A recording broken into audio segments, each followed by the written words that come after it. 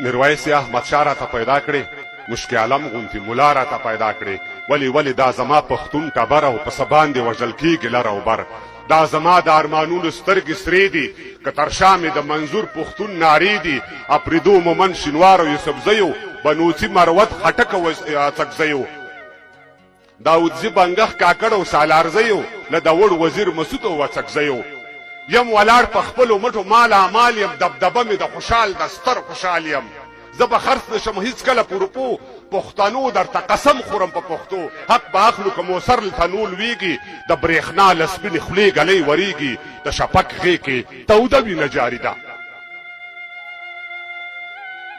څوک د شپې تر نیمایي سندرې وایي،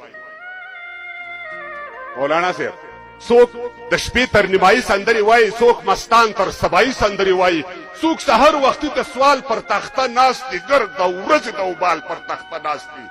څوک چکر لذي چورلکې لري خپلې، د چا نشته د پښو لاندې چپلې. څوک په لس چته ماڼۍ کې اوسېږي، په چا باندې بیا زړه خیمه څڅېږي.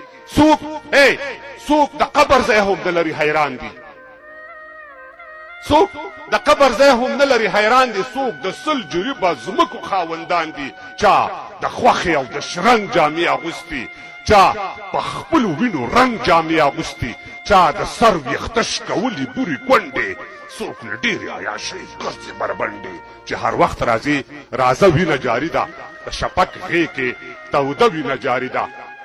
د پاسبان بیا تندریزې ورځې ګرځي، د غضب مټې کشکړې لنده ناست دي، د برېښنا له سپینې خولې ګلۍ وریږي، د شپک غې کې توده وینه جاري ده. نه پروا د چا لرم خپله اغوندم، زه آزاد یم خپله خورم خپله اغوندم. چې اسلام پکې اول مضمون وانخلم، په یوه خود به تش پښتون وانخلم. خان ترکې ببرک خان میرزمان خانه، پر قبرونو مو رحمت شباکو خانه. باچا خان او ایمل خان که افضل خان وو، پښتانه و دوی سوچه مسلمانان وو. بربادي د دې هیواد له هغه راسي، دا هیواد شنو برباد له هغه راسي. د قدرت ګدۍ ته اشا ورسي خامشه، د نادر کورنۍ بیا را خامشه.